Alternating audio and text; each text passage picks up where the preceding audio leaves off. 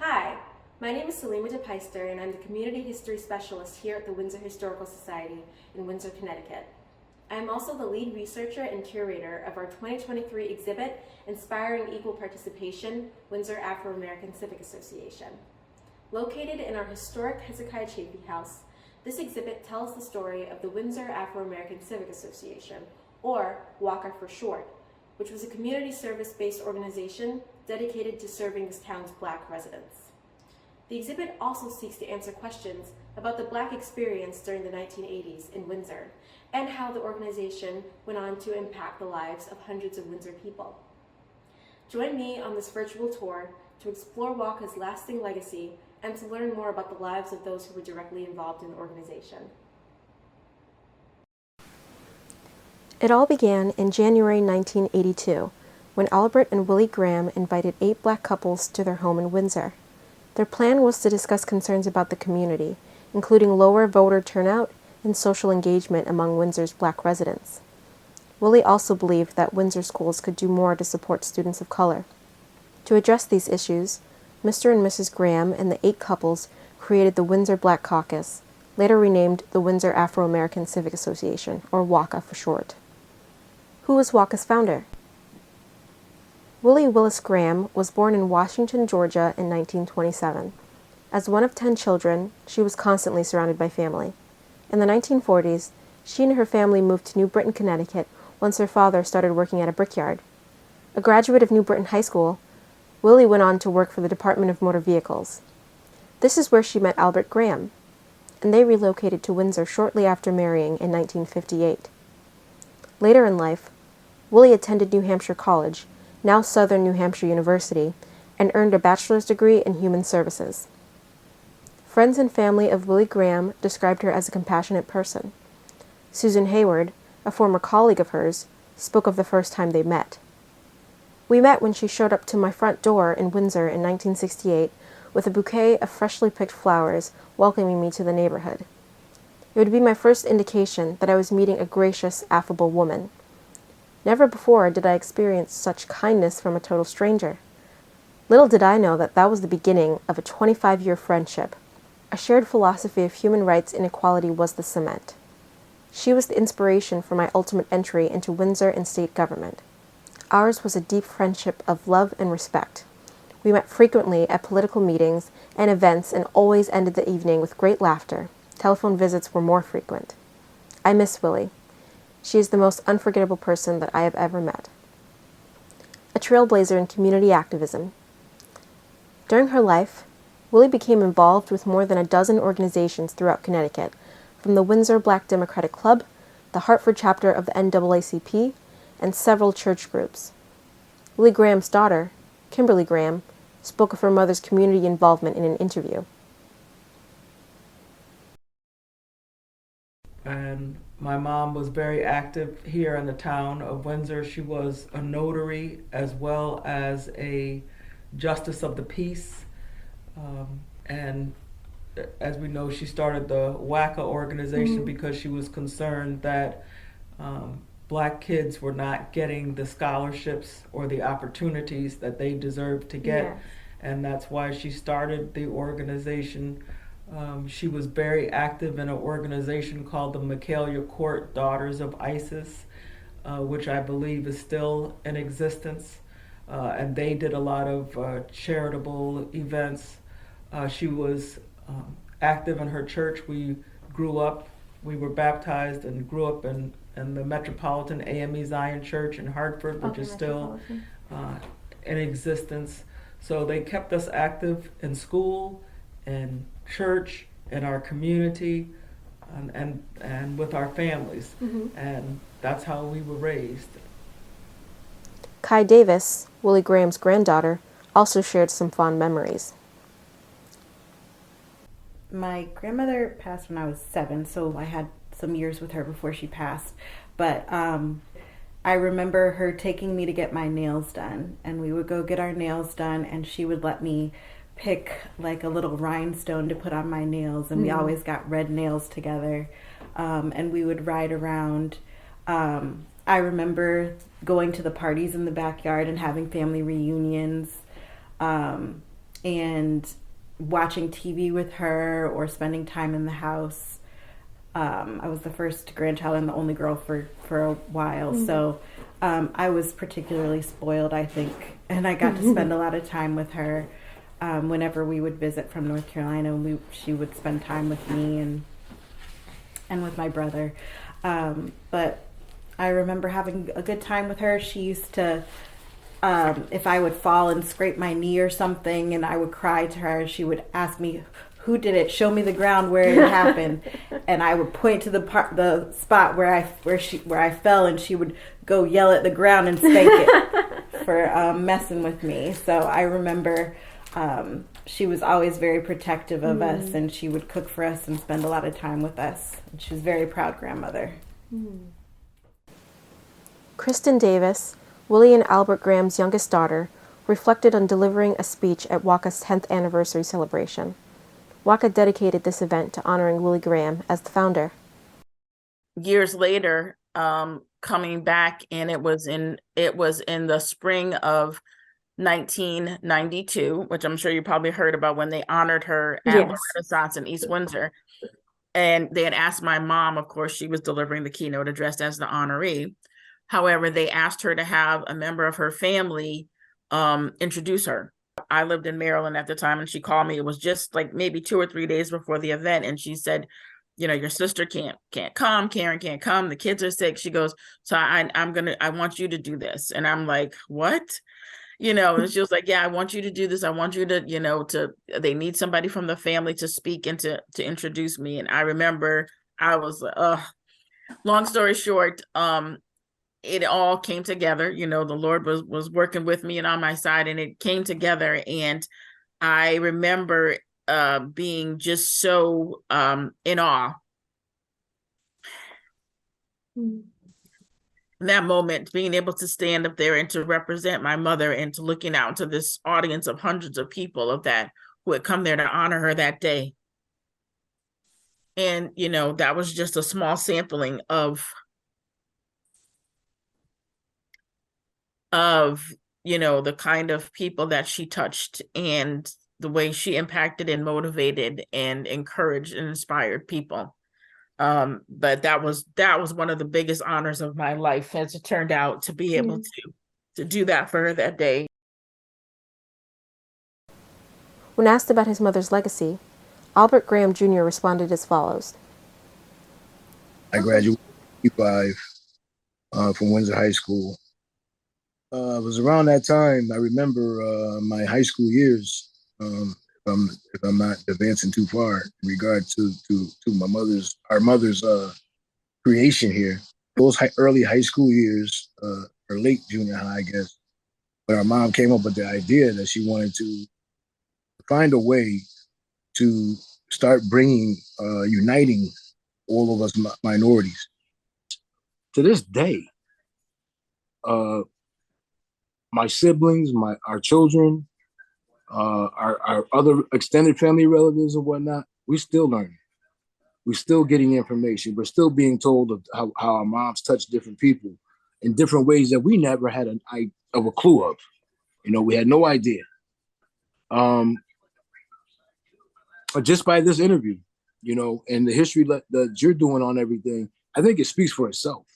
What more is there that you really can, for me anyway, that I can really say? It blows me away, and I'm honored, to be Willie Graham and Al Graham's son, From volunteer to community liaison.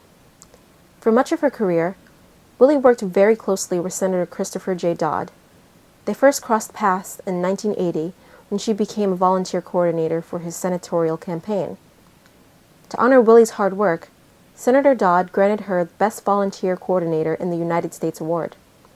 He also offered her a position as a full-time assistant and community liaison. The two developed a strong friendship that lasted for many years until Willie's passing in 1992. This is a photo of Willie Graham and Senator Dodd in 1987. Though very faint, you can see that this photograph was signed by Senator Dodd, and the note reads, "To my one and only Willie, with much love and affection, Chris." This is a congressional record dedicated to Willie Graham by Senator Dodd on October 5, 1992. To express his gratitude for Willie Graham, Senator Dodd presented this speech on the floor of the United States Senate. He speaks of Willie's dedication to his senatorial campaign and to achieving social justice within the greater Hartford community. The congressional record reads as follows: In gratitude of the contributions of Mrs. Willie Graham.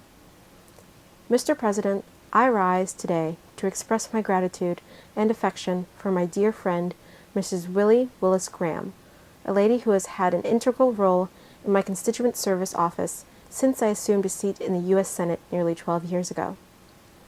Willie performed as the volunteer coordinator of my 1980 campaign bid for the Senate and joined my staff when I took office in 1981. Since then, she has brought to her position of community liaison a range of experiences in leadership, community, organization, and political activism, which has assisted me in my effort to more fully represent the interests of all of my constituents.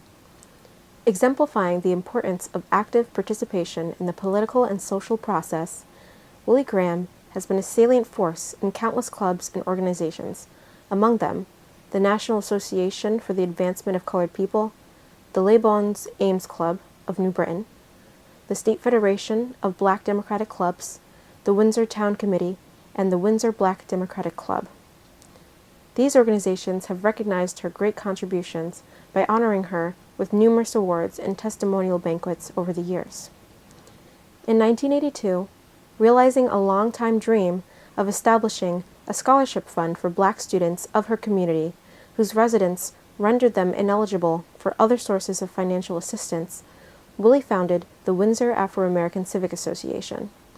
This effort reflected her own sensitivity to the importance of higher education, a goal she achieved personally in 1984 when she was awarded a Bachelor of Science degree from New Hampshire College. Paralleling her dynamic civic activism, Willie Graham has also been an active member of the AME Zion Church in Hartford for 33 years.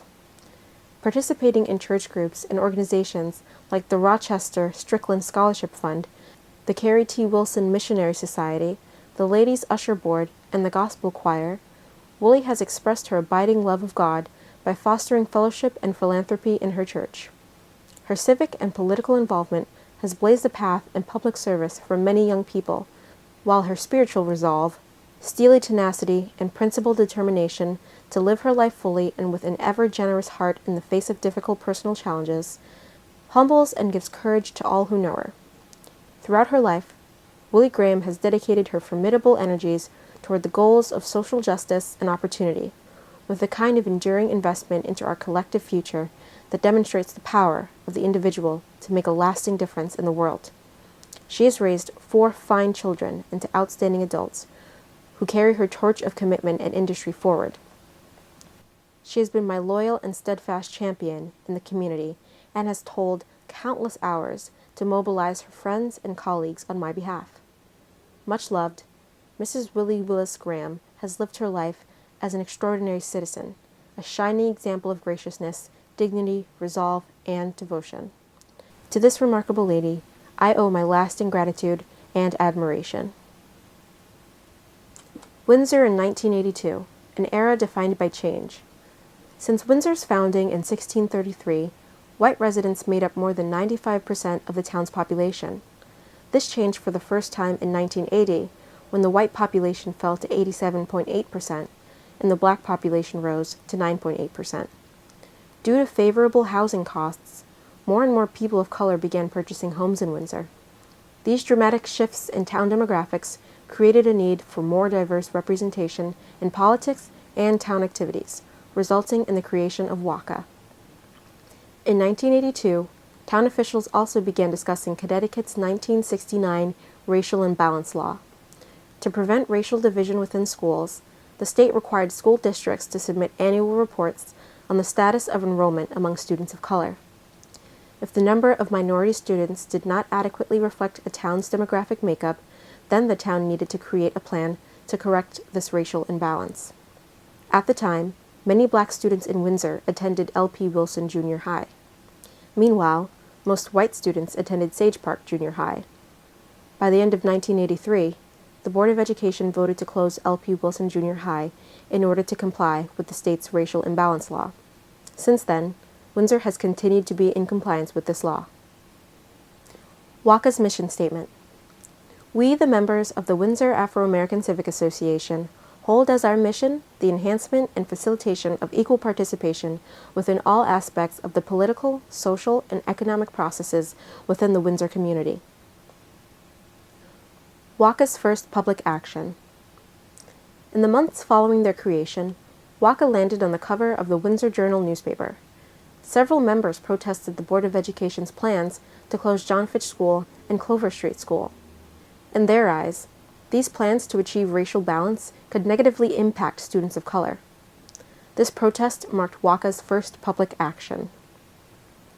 In 1982, founding member and Vice President Rufus Battles stated, "We felt appalled that throughout the issue of closing schools and restructuring grade levels, the quality of education was not addressed. Juggling people around to reach percentages isn't necessarily the answer. But no matter where the kids go, we want quality of education." Through these protests, WAACA influenced the Board of Education to alter its plan to close both schools. Although John Fitch High School still closed later that year, Clover Street School still stands today. The early years, 1982 to 1985. This is a list of WAACA's first executive board. The president served as the chief executive officer and was responsible for presiding over all meetings and carrying out WAACA programs. Each vice president assisted the chief executive officer with their tasks and was expected to step in if the president was absent. The treasurer handled all financial matters, which included keeping track of the organization's funds, membership fees, and spending habits. At the end of each fiscal year, the treasurer also prepared an annual report. The secretary's tasks included recording meeting minutes, corresponding with members by mail, and keeping record of the funds received by the treasurer. The parliamentarian acted as a resource for the members during meetings and ensured that all procedures were followed accordingly. As for the historian, their primary responsibility involved preserving the written and pictorial history of WAACA based on the information collected by the secretary. In addition to the executive committee, WAACA also had 11 subcommittees in 1983, and this included fundraising, education, community awareness, membership, cultural, and social action. Each committee consisted of WAACA members and were led by a chairperson who reported to WAACA's 3 vice presidents. Here are the functions of each of the committees. Here is a list of all of the individuals who have served as the president of the Windsor Afro-American Civic Association. Bernard Crowley, 1983 to 1985, Stanley Cicero, 1985 to 1987, as well as 1990 to 1994, Billy Rogers, 1987 to 1990, Florence Barlow, 1994 to 1996, and 1998 to 2000, Richard Quintero, 1996 to 1998, and Vivian Cicero, 2000 to 2004. WAACA's monthly meetings. On the second Thursday of each month, WAACA held evening meetings at the LP Wilson Community Center. Here, members gathered to plan fundraisers and public programs for students and the general public alike. They also discussed the current state of affairs in Windsor and ways they could reach the wider community. Community engagement and action. WAACA hosts new events. The annual celebration of the Black Experience. WAACA's first celebration of the Black Experience took place at the LP Wilson Community Center in 1984. It went on to become an annual event for more than a decade.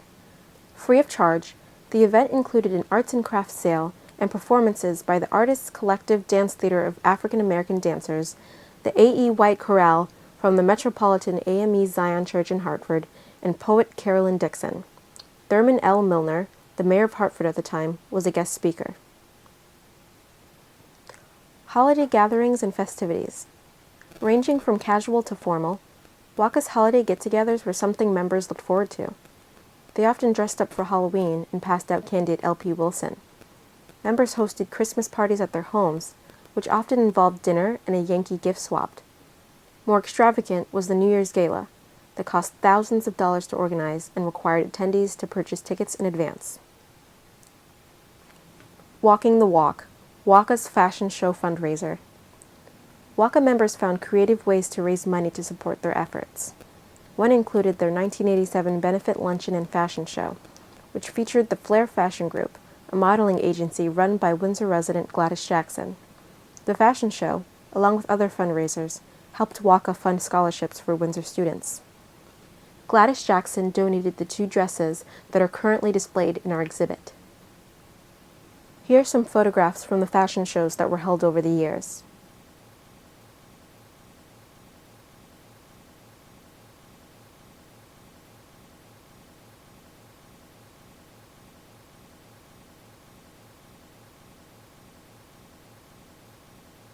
Engaging and serving the community. Being a 501c3 organization meant that WAACA was not allowed to engage directly in political campaigns. This did not stop WAACA from taking action to increase voter turnout in Windsor. In fact, members spread awareness of local candidates and provided rides to polling stations. To extend their reach, members also became involved in other ways throughout Windsor. WAACA members Tim Curtis, Len Walker, and Guy Jacobs were elected to the town council. Others served on the school advisory board, the Board of Education, and town commissions. Throughout the years, WAACA donated hundreds of dollars to support the efforts of the Windsor Police Athletic League. This organization offered a wide range of programs, including fishing, boxing, and other sports activities to combat the rise in violence in the town and to engage Windsor's youth. Providing for Windsor's youth. In memory of founder Willie Graham and former President Billy Rogers, WAACA created 2 scholarships. Both Graham and Rogers were well-respected figures in Windsor and beyond. As the first black female president of the Windsor Board of Education, Rogers was a force to be reckoned with, constantly fighting for equality within schools. Each year, WAACA selected 2 recipients for the $1,000 scholarships. Each applicant submitted an essay as well as 2 letters of recommendation. Between 1994 and 2006, the organization awarded scholarships to more than a dozen Windsor students to help fund their education. In 1997, Pratt & Whitney partnered with WAACA to create a new computer lab for the Clover Street School in Windsor. At the time, Pratt had an outreach program that involved working with a nonprofit to fund their community project proposals. Seeing the need for a computer lab, WAACA made this their proposal, which led Pratt & Whitney to donate 17 computers to the school. The Shad Derby Queen Pageant. When you think of Windsor and what it's known for, the Shad Derby Festival immediately comes to mind. The annual event has been a staple in the Windsor community since 1966, and it includes a parade and a pageant for the title of Shad Derby Queen. Each year, Queen candidates seek out local businesses to sponsor their entry into the competition. Although there were occasional black contestants, including Windsor's first black Shad Derby Queen Valerie Hugh in 1978, the number of black contestants did not represent Windsor's growing black population. In an effort to inspire a more diverse pool of candidates, WAACA began sponsoring Shad Derby Queens in 1991. They continued to do so for more than a decade, sponsoring at least 6 young women. WAACA Queen candidates. Where are they now? Stacey Ellison Venny, 1993, is a graduate of Howard University and works as a nurse in Virginia. Leanne Shada Douglas Trotman, 1999, is an associate director at KPMG LLP, an accounting organization in Philadelphia. She is also an officer for the Philadelphia Alumni Chapter of Delta Sigma Theta Sorority. Lauren Jones, 2001, is the executive vice president of Massachusetts Business Roundtable and works in public policy. Geraldine Cave, 2002, is the assistant director of communications in the Racial Justice Center at Service Employees International Union in Washington, D.C. In this segment, I'll be reviewing content from the oral history interviews we conducted with more than a dozen former members and associates of the Windsor Afro-American Civic Association. Let's start with Florence Barlow. Like most WAACA members, Florence Barlow's story does not begin in Windsor. Born in Georgia, her family later relocated to Pompano Beach, Florida, before settling in New Brunswick, New Jersey. As an adult, she and her husband James found their way to Connecticut when he accepted a job opportunity. It didn't take very long for Florence to become involved in the Windsor community. The first organization she joined was Ebony and Ivory, a small group that gathered during the 1970s to discuss racism. She was also involved in the Windsor Democratic Town Committee before joining WAACA. As a former two-term president and vice president, Florence was a leading figure behind WAACA in the 1990s.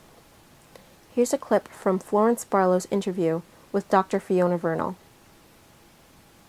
The reason it started was that Willie was concerned because kids in Windsor were not getting scholarships.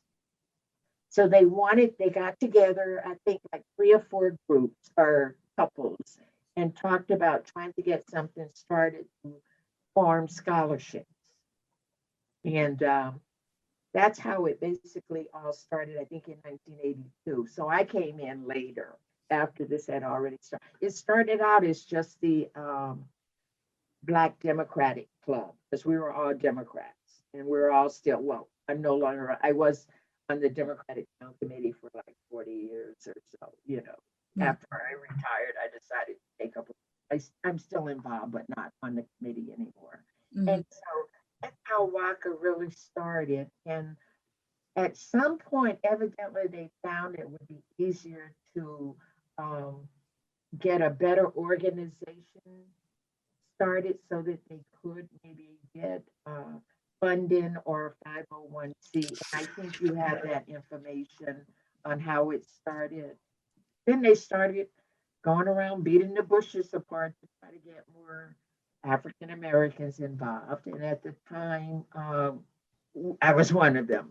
They call on people that they could get involved. So what we wanted to do was to have our kids be able to get the same education, to get scholarships, to be able to go to better schools,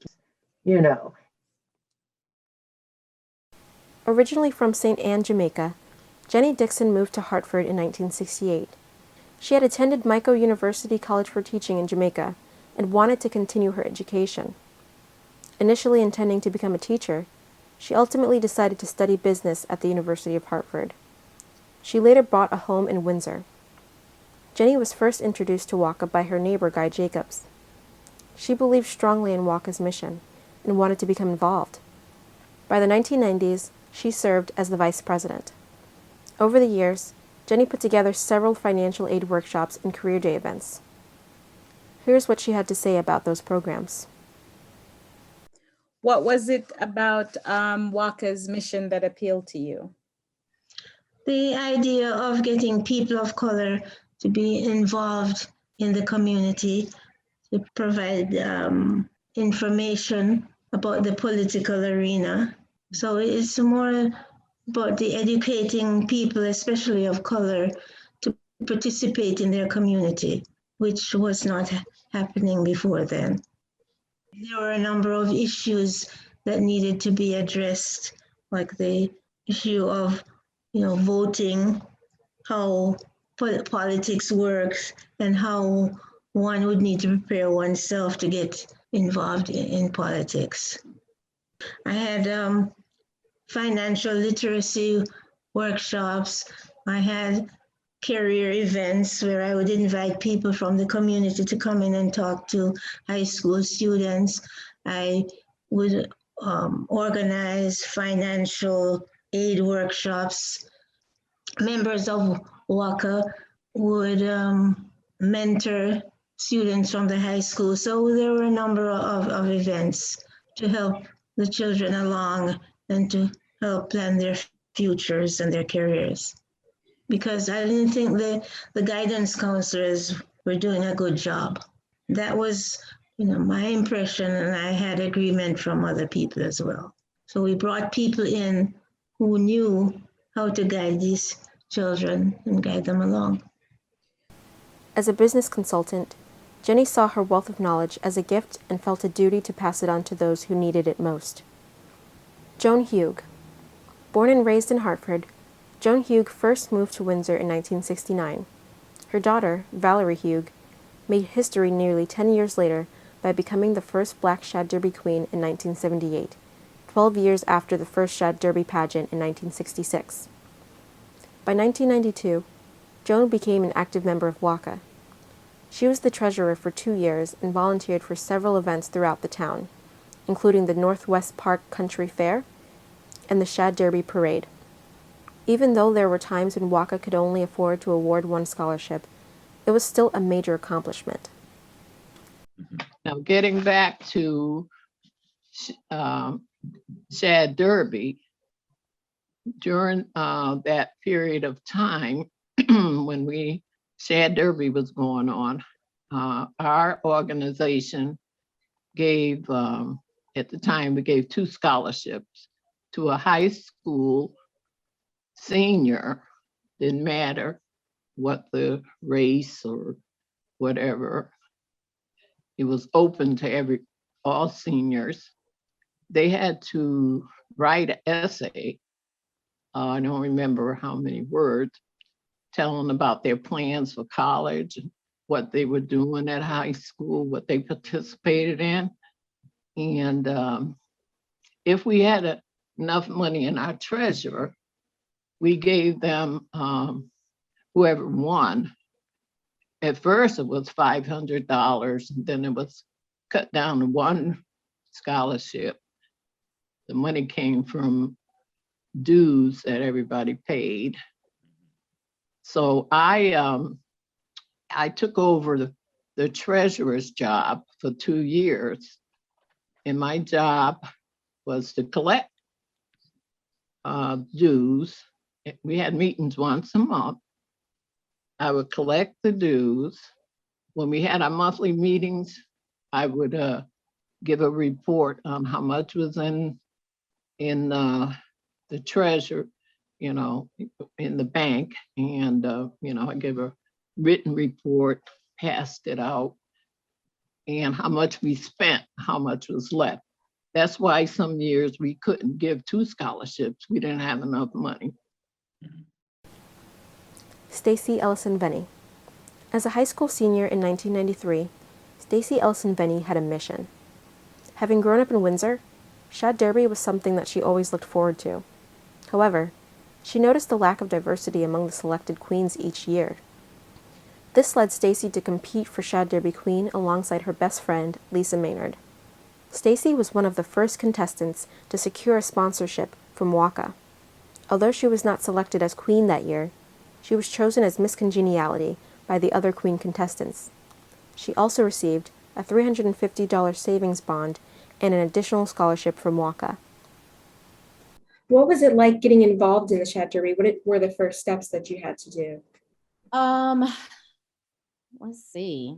It's funny because I don't. There's certain parts of it I remember, some I don't. But I just remember one of the first things is you had to have a sponsor, and that was at first that was a little difficult, like trying to figure out who did I want to contact, making a list of who to see.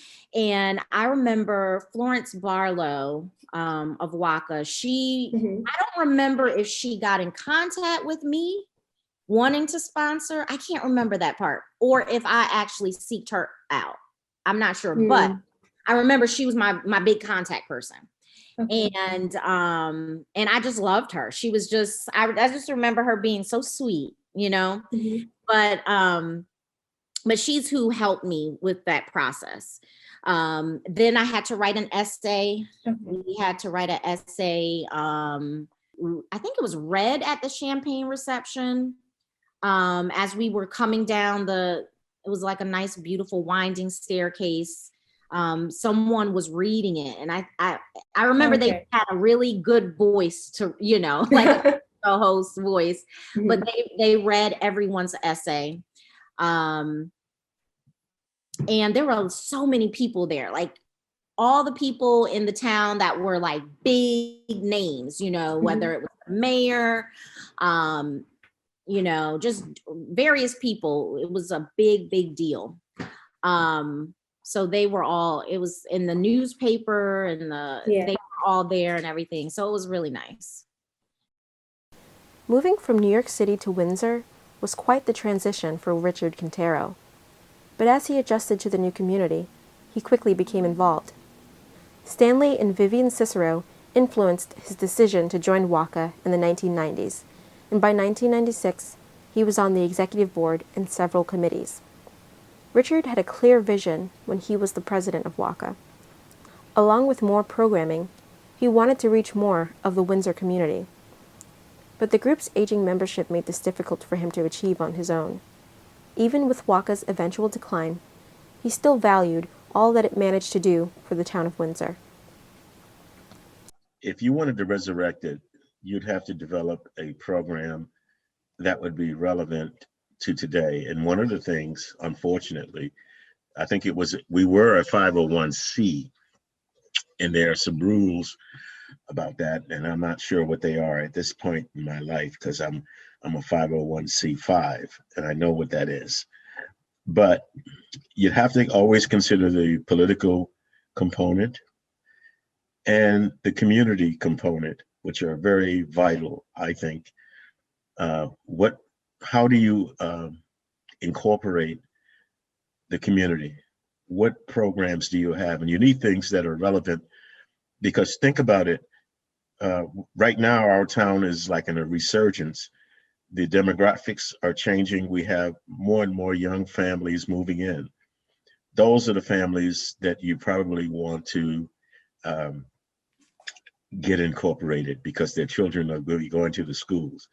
So there you go, and what can you do to help their children to have a better life in town? One of the things that I learned when I was with WAACA, I would go to the library, because I go to the library a lot, and you'd see all the kids. They're there. They can't go home because mom and dad are working to pay that mortgage. So how do we get these same parents involved in the Board of Education to run for the Board of Education? Right now, we have a Black gentleman who I think is doing a phenomenal job. Our school system, last year, 92% of the students went to college or higher education of some kind, or military. These are the kind of things that if a resurgence of their organization would need. And a youthful look, not old guy like me telling people what to do. I mean, I could be a part of it, but I have a young president with new ideas, new ways of seeing things, because my perspective is different. That would be a good beginning as far as I'm concerned. Lenworth Walker. Lenworth Walker was born in St. Andrew, a parish in Jamaica just short of 180 square miles. After seeing the violence that followed the 1980 election in Jamaica, he moved to the U.S. Hartford was his first destination, and he eventually settled in Windsor in 1996. Between 2001 and 2005, Lenworth served on the Windsor Town Council with fellow WAACA member Tim Curtis. During this time, he and Tim were the only town councilors of color. Originally a Democrat, Lenworth currently serves on town council as a Republican. Through this transition, his passion for helping Windsor's community has stayed the same. Some have even called him a Windsorcrat for his dedication to town politics, regardless of party affiliation.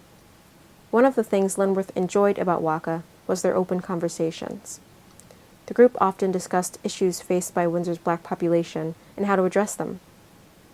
In other words, WAACA may not have been outwardly political, but they still inspired some positive changes. And what was your perception of WAACA's impact on the town at the time? Well, I don't know if everybody else told you this, but I can tell you right now, one of the things that we wanted to do as Black people in Windsor was to make sure that we had a group of people who could meet, one, to look at what our concerns with the town were, if our issues and our needs were being met, and if they were not, what was the best avenue to get those needs addressed. Mm-hmm. One of the pet projects of Vivian Cicero, and I'd say for most of us, was the Shad Derby Queen, mm-hmm. and the Windsor High School graduates. We didn't feel that the Black kids had a chance or we felt that their chances of becoming queen were less, and we also wanted to help them with scholarships. So we would do things and put on events to raise money for those kids. And even if the child did not become a queen, well, I'm pretty sure we had a couple of names, and we would do in our own way. We would say, here's a scholarship on behalf of the Windsor Afro-American Civic Association. Mm-hmm. So quietly, WAACA helped to push to say, you know, you need to do more. We need to do a lot more, and we need to do more as an incentive for these young women to, one, get good grades, and to make sure that if they went to become Shad Queens, that they were being judged fairly. Mm. So we didn't have posters marching in front of town hall, but we used diplomacy and I think it was effective. Bill Warner Prouty. For over 10 years, Bill Warner Prouty was an associate minister at First Church in Windsor. He holds the distinction of being one of only 3 white members of WAACA. The other 2 were Jim Mason and Reverend James Silver of Pequannock Community Church.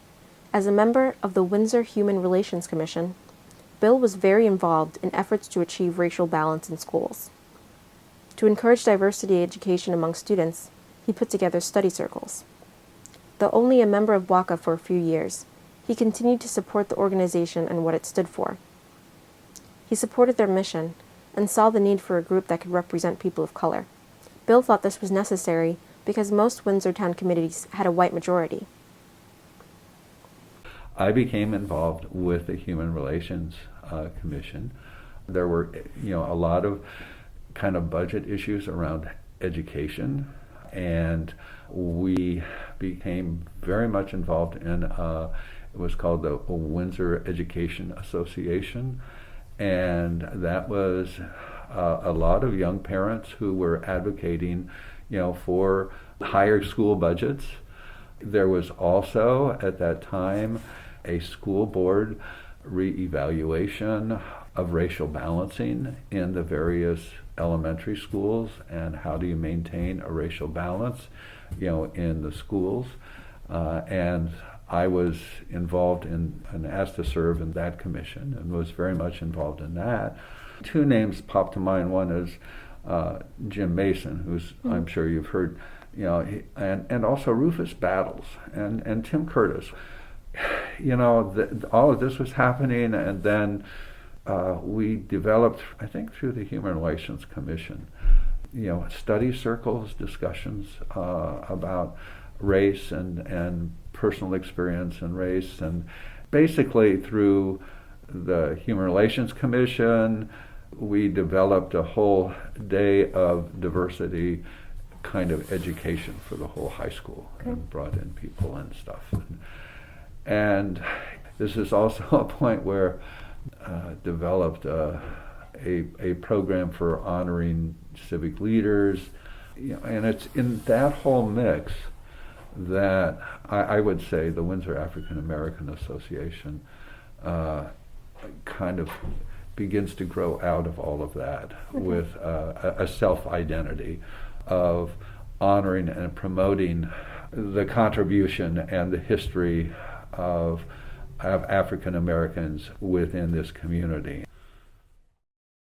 Shirley McKnight grew up in the north end of Hartford during the 1950s and 60s. Having moved to Windsor in 1972, she has been a resident for more than 50 years. She was first introduced to WAACA in the late 80s by founding member Sally Battle. The 2 were very good friends and had a shared hobby of collecting. Shirley McKnight's daughter, Dawn Yarborough, received the scholarship in 1993. Dawn was also a close friend of Stacey Ellison Venny, WAACA's Shad Derby Queen contestant that same year. As a casual member, Shirley was active until around 1999 when she began working at Fleet Bank, and the long hours made it difficult for her to attend meetings. After this time, Shirley continued to support WAACA and enjoyed the community that WAACA created. I can't remember the year that I started. That's okay. I just remember the year that I stopped going, because it was in 99 is when I was working at Fleet, and see, because of the hours that I was working, I wasn't able to make the meetings. See, I had okay. a friend that now live in Georgia.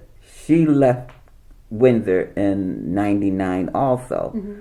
So some of the members said because Sally left, that's why but it wasn't that. It was because I was working long hours at Fleet, and the meeting starts at 7, and sometimes I didn't get off work till 9 o'clock.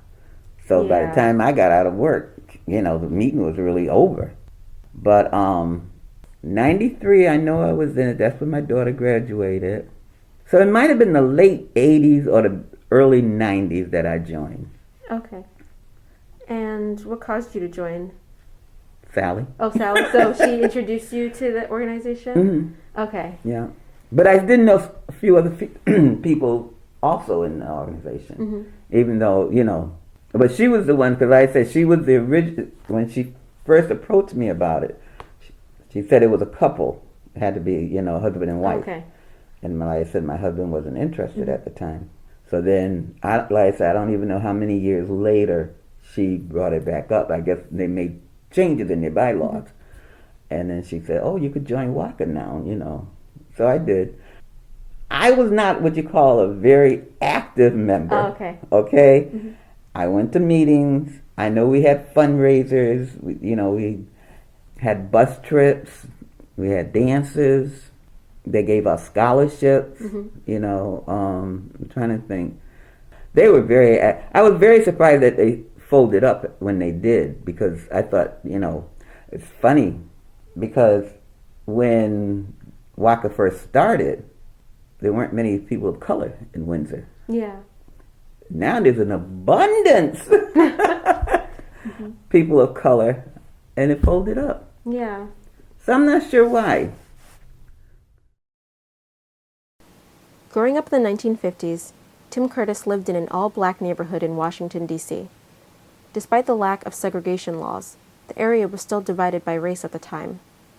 He attended the University of Scranton in Pennsylvania as a French major, and his interest in languages led him to become a teacher. Tim married A. Cheryl Curtis in 1972. Drawn to the town's diversity, they relocated to Windsor in 1984. A few years later, Tim stumbled across an ad for WAACA in the Windsor Journal. He quickly joined the group once he attended his first meeting.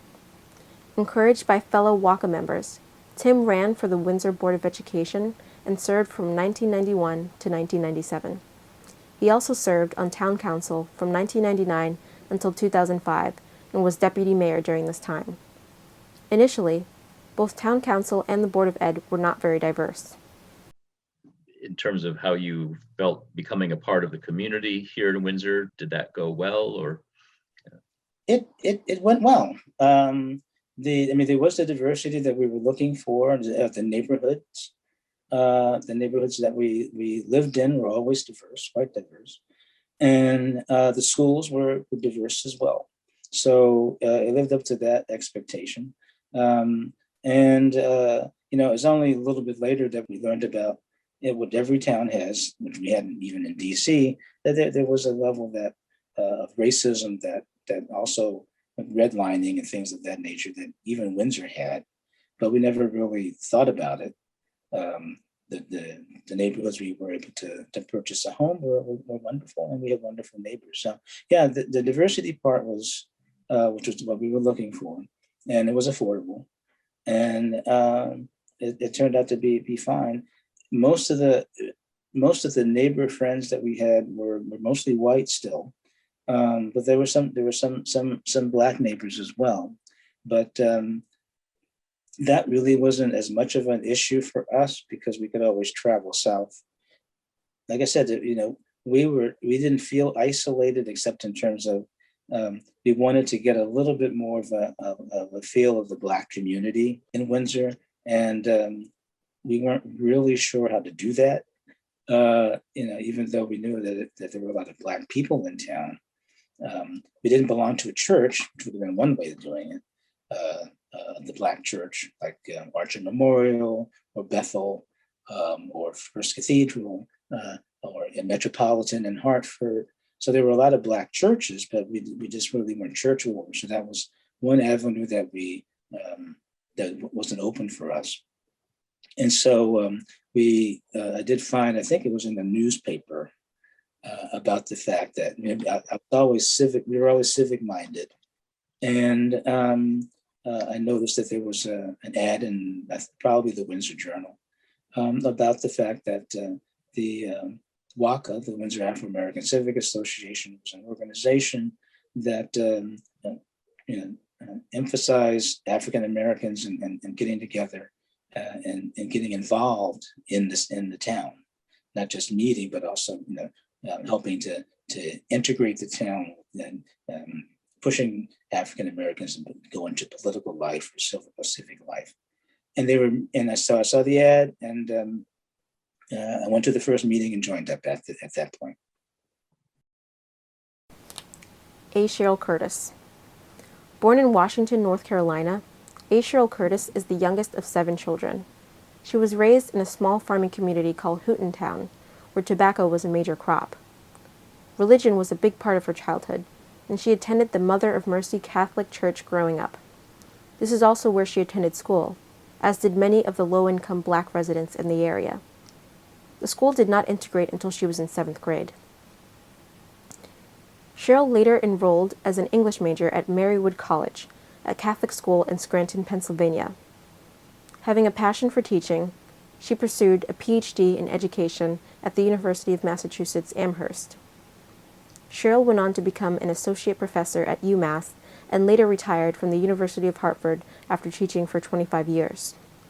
Shortly after Tim joined WAACA, Cheryl became a member as well. Cheryl also emphasized that WAACA was a way for people of color to get together and form connections with one another. I think that I got involved via social activities. So if WAACA had a potluck, I would go along to that, but I have no recollection of attending WAACA meetings.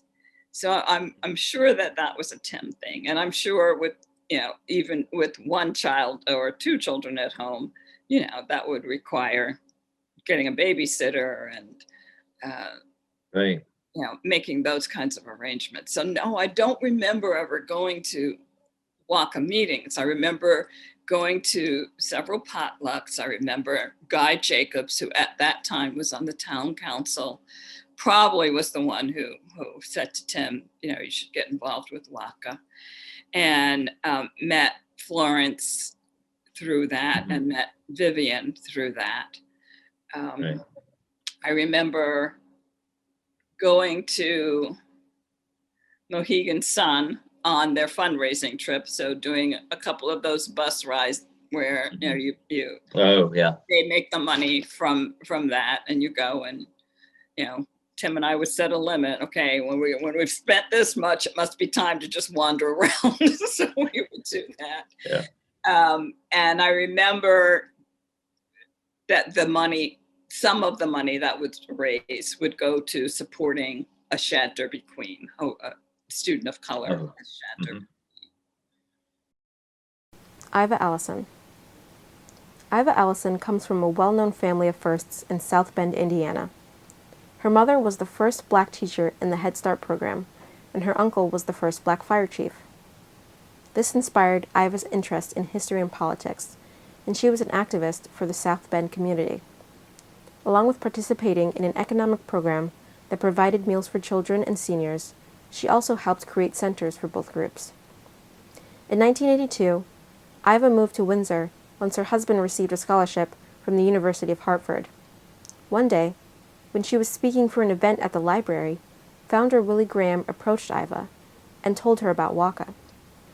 After becoming a member, she joined the executive board and served as a secretary for 11 years. Later on, she became WAACA's historian.